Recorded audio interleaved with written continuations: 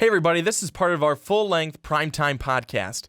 You can check it out on Blog Talk Radio, iTunes, YouTube, plenty more. I hope you enjoy. But Brandon, we're going to move on into our next topic, and the one thing I got to say in the intro, said his name wrong, going to say it right this time, Saquon Barkley is who we're talking about. This is a segment because last week we did 2 for the 2018 NFL Draft. You guys loved them. So what Brandon and I decided is, until we run out of things to talk about in the offseason, before we get to like actual football and not just the spring ball, let's look at the 2018 NFL Draft, and we're looking running backs this week. And we're going to touch a little bit of all of them, but I want to focus on one in particular, because if you look at Todd McShay's way too early mock draft, we mentioned the quarterbacks. We mentioned Allen, he's going number 2 right now. We mentioned Josh Rosen, complete mess off the field is what some scouts have called him. He's number 3 to the Jets in McShay's way too early mock draft. For the running backs, there is one at the top of the board for Todd McShay, going number 7th overall to the Indianapolis Colts, and that is Saquon Barkley, the running back out of Penn State. And Brandon, I am just going to ask you this to start the conversation. When we get to the draft next year, will Saquon Barkley be the number 1 running back in this year's draft class? Well, if he keeps going and doing things at the rate he's doing them, I absolutely think so. I mean, you take a look at his stats in 2015, and he carried the ball a little less than 200 times. He had over 1,000 yards, almost 6 yards per carry, 7 touchdowns, and then a receiving touchdown, a little less than 200 yards there. 2016, up to 272 carries, almost 1,500 yards on the ground, 5.5 yards a carry, touchdowns up to 18. 11 more touchdowns on the ground than in 2015, and then through the air, 8 more receptions, 402 yards, 4 touchdowns. This guy is versatile, and he is making himself better. He is improving his game. He is getting better, and I, along with many others, do not believe that he's even hit his ceiling yet. And a lot of people, they believe 2015, he could have been a lot better. But they worked with an offensive line that wasn't that great and a quarterback that was less than stellar. I think that when you take a look at 2016 and what he did there, and then you take a look at also who was that quarterback in 2016, Ricky? For Penn State, Christian Hackenberg, wasn't it? In 2016, this last season. This last season? Oh, I'm kind of drawn. It wasn't Swirls, was it? Yes. Yes, okay. It was. I see. I'm thinking the way back machine. Fact check me. I'm going Christian Hackenberg. Fact check me right now. Oh, no, you're right. You're right. It was Swirls last year. I was going to say, fact check me right now. I want to know. I don't want to sound like a complete idiot. Well, you're never an idiot, Brandon. You're never well, that is a complete lie. Debatable sometimes. Is that what you're going with? Yeah, it was McSwirls. McSworley, as I call him, McSwirls, because he swirls. He was a quarterback last year. What does that mean, to swirls? Because he swirls. I'm just taking the name McSworley, and I'm going How I Met Your Mother on it. Swirls. Because they called Barney Swarley. But I'm going swirls. I'm kind of combining the two. Never seen that show. You've never seen that show? Great show. Yeah, I've been Great told show. I would like it. Yeah. Anyways, we digress. Off topic there. But I think that look at when you have a really good quarterback, a strong quarterback, and then what you're able to do at running back to make him that much better. And it's going to be consistency. And the only thing that I think is going to be the biggest challenge for Barkley this season, and it's going to be a challenge for this entire Penn State team, is can you back up the talk that all we heard, the chirp, chirp, chirp that we heard last year of, what? How are we not in the playoffs? We won the Big Ten title. How are we not in the playoffs? They're in the playoffs. How is this? Ohio State shouldn't be in there. We beat them. Blah, blah, blah, blah, blah. You got to come out this year and prove it. And the thing is, if they want to do it, I think Barkley needs to be the workhorse. Of course, McSworley is going to be the kind of head honcho because the quarterback always is. But I think Barkley needs to have a phenomenal season if Penn State wants to take that next step to the playoffs. He needs to go beast mode, per se, and say, you know what? I'm going to take this team to the next level, open things up for my quarterback, and the passing game. And the thing that we notice with football, either at the NFL or the college level, the more you can run that ball and run that ball effectively, you up that time of possession. And what does that mean for your defense? They get to spend more time on the sidelines catching their breath, getting some water, drinking the Gatorade, while the opposing defense that you are going with is constantly on the field just getting nagged and drawn out and getting tired a lot quicker than your own. Yeah, I think, Ricky, with this guy, what he has done, I think that it clearly is something that Penn State has not seen in a while.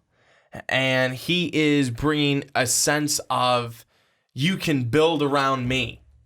And then you have that quarterback, McSorley. Mm-hmm. I mean, what a duo. And that's how they were able to get to where they were last season.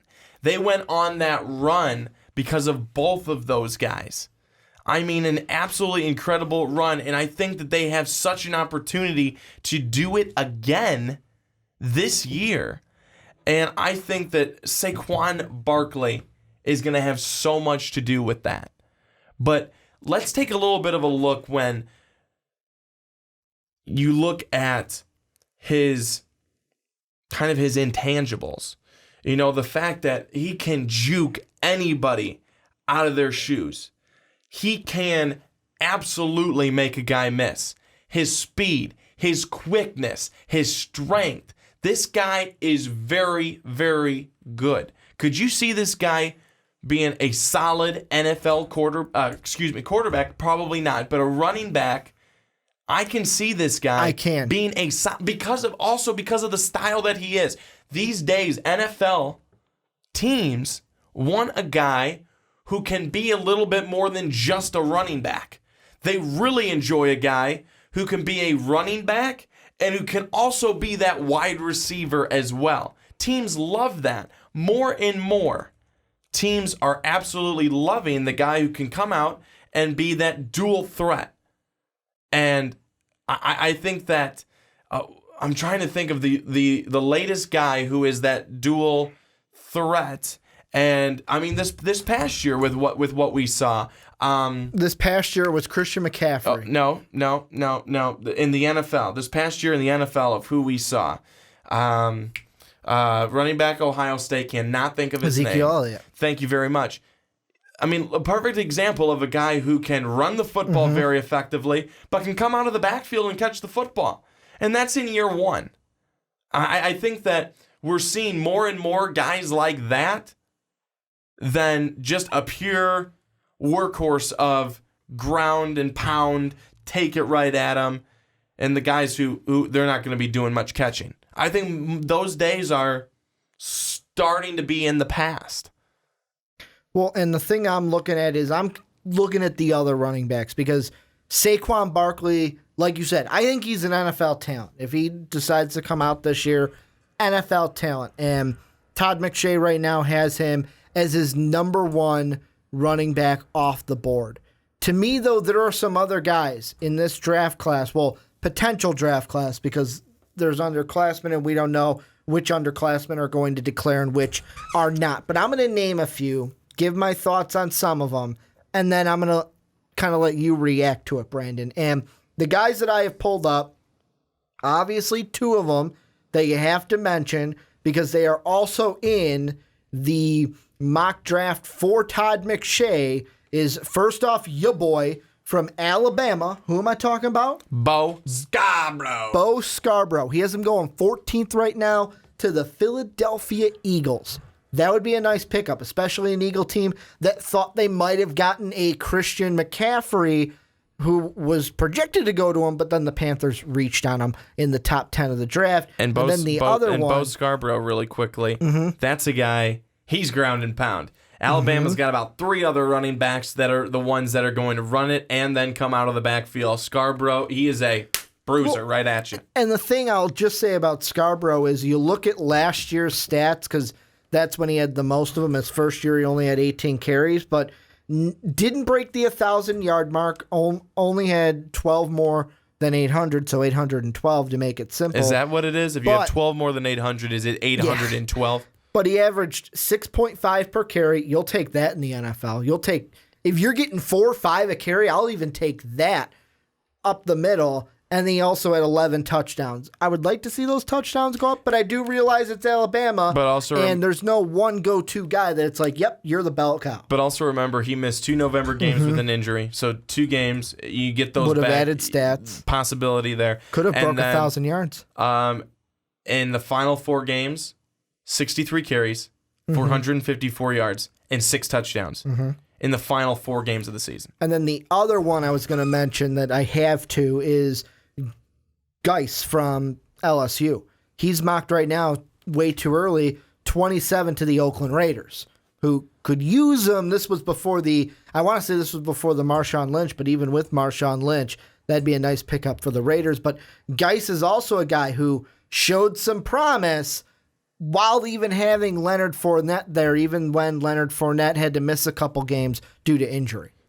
So here's the funny thing for me, is that he came off the bench for over 1,300 yards and 15 touchdowns on 183 carries, and then a single game school record of 285 yards. Can you say Leonard Fournette 2.0? Well, I can, because I just said it. But this guy is going to fill in very nicely at LSU. And, I mean, if he keeps up those numbers, that pace, my gosh, he may be pushing Barkley for the top spot at running back. And then there's 2 guys not on Todd McShay's mock draft that I kind of want to hit. The first of which is a guy that, coming back from some injuries, we thought he was going to be, like 2 years ago, it's like number 1 running back off the board, going to be phenomenal. Injuries have knocked him back to where he's really coming back from it. But I think he's still on the radar coming into this season with, what team am I talking about? Talking about Georgia. Talking about Georgia. Nick Chubb entering his senior year. I think this is, well, obviously it's got to be the big year because it's the last one before he can enter the draft. But with what Georgia and the kind of hype that I'm starting to speculate and starting to feel around this Georgia Bulldog team, thank you, Kirby Smart, for kind of getting that hype going for me. This might be a team that's in my playoff, and I might be wrong about, but we don't know. We're not going to get to the way too early predictions yet. But this is a running back who will now have a phenomenal quarterback entering his second year in Jacob Eason, Jason Eason, a guy that we talked about not too long ago right here on this podcast. And that could kind of take some pressure off Chubb. And if Chubb can have a solid year, I'm not saying he's a first rounder, but he could be a second round guy, third round guy, a non-first round guy that goes, and another guy that I'm going to say sleeper possibility this year to up his draft stock. The offensive coordinator at Oklahoma is very high on him and Lincoln Ridley, but that is Dimitri Flowers, going to be taking over for Joe Mixon this year, and last year had, in the reception game, at 200 receiving yards and 4 receiving touchdowns, 115 yards on the ground, no rushing touchdowns, but that was also, you had Joe Mixon in front of you, so you weren't getting a ton of carries going, but he's a guy that I think is going to flourish this season with Oklahoma not having Joe Mixon. Well, Ricky, one thing really quickly that I want to set the record straight. You said Jacob Eason. You were correct in saying that. Then you changed and said Jason Eason. Jason Eason, we're not sure if he exists, maybe a cousin, but you were right in saying Jacob Eason, quarterback at Georgia. Okay. So I just wanted to correct you on trying to correct yourself and saying that you were wrong and trying to correct yourself because you were right the first time. Thank you. I just want to let you know because Ricky usually does not. Weird. Ricky usually does not get names right, folks. So when he does, you have to compliment him. It's weird because I'm going to say this. I'm looking at ourlads.com. I love ourlads.com. Use them for all my depth charts. This is not a sponsor, by the way. They have Jason Eason. So I said Jacob Eason, looked at them, said Jason Eason. I just typed it into Google because you told me I was right. I was right. Jacob Eason. You're right. Typed Jacob Eason into Google. You couldn't even believe that you were right. Oh, no, I couldn't. But here's one. Could not. Here's a guy that I want to touch on that you just mentioned. It's Nick Chubb. I mean, my gosh, I feel for this guy because he has had the run-in with some bad injuries. Bad luck. I mean, it's not just, a broken finger or, a strained quad or just a reoccurring foot issue. They're ACLs. Dude has had ACL injuries like it's nobody's business. And if not for that, and he had one of the worst looking plays that you ever want to see happen to somebody with his leg getting twisted back. Disgusting. But I think he can come back from that. If he can come back and have a good season this year and stay healthy and have a even honestly, Ricky, I think if he has about 185 carries, 1,200 yards, 15 touchdowns, something along that line, stays relatively healthy, the usual nicks and bruises and stuff like that, but stays relatively healthy, plays a full season, Nick Chubb puts himself back on the map that says, hey, look at me, I'm still here and I stayed healthy. He can do that, but he's got to stay healthy. He's got the potential. He had it when we talked about him years ago. His senior year, his last hurrah. Hopefully it's a hurrah. I got one more guy, and this is a guy that, looking at his stats over the past 2 years, I'm kind of now looking at it like, Todd. How do you not have this guy in your first round way too early? In year one, as a freshman, 2015, we only had 1,302 yards, 14 touchdowns on the ground on 227 carries, averaged about 5.7 yards per carry as well.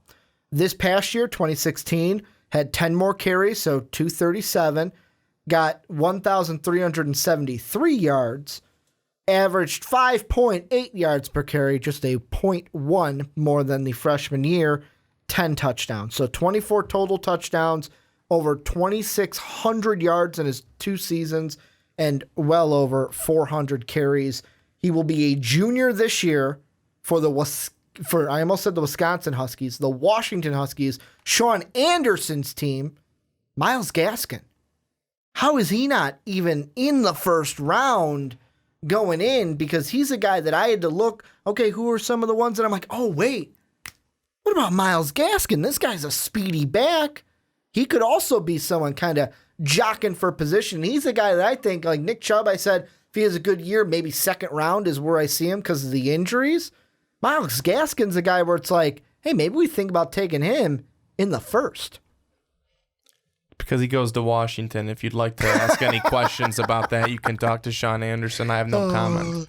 Because we all know, Brandon, the famous rivalry you have with the Pac-12. Games are on too late, man. You go to bed. Or I'm out drinking, let's be honest. And I'm not watching the game, and if I am, it's like when I had to read textbooks in school. Yep. I'll read them, but I didn't see anything on the page. No, I mean, this guy is a guy who's kind of a sleeper. I'd put him as kind of a sleeper dark horse. And it's not Katy Perry dark horse? It's a solid song. Okay. What do you think of her haircut? I'm not in. You're talking about the short one? Yeah. Yeah, I'm not a fan of that on girls. I think she can pull it off, but it's We digress. It's only her and Emma Watson, I think, that can do it. Anyways, but I think that I'm not gonna lie when I say I think that part of the reason why he doesn't get because he's in the Pac-12. It's not because of necessarily the Pac-12. It's the fact that because you're in the Pac-12, your games are on at a different time than everyone else. Mm-hmm. You don't get the primetime games. You do not. You're lucky if you get a primetime game for the Pac-12, it's because you're on at 9:10. I'm still not watching. Well, 9:10 our time. Exactly. Prime time on the West Coast. Central time. That's way prime time on, over there at 7 o'clock. But I think that, but it is hard for guys that are good for them to just disappear and not be seen. If you're good, people will find you because people will hear about you. And just because you're 2 hours behind doesn't mean that people aren't already talking about you 2 hours ahead. So I think that if he can continue to produce numbers, and if Washington can have anywhere near the season that they had last year, maybe with some better competition, I think that he can certainly make a name for himself and put himself even higher on the board. But I do think that he's to be anywhere near those guys that we talked about at the top. I think that he would certainly need to make some significant strides this next year. And the thing I'm looking at is, besides the Pac-12 schedule that they have, the non-conference games for Washington should be an easy 3-0. They're at Rutgers. Tough one. That's really tough. At home against Montana. How'd you get that one?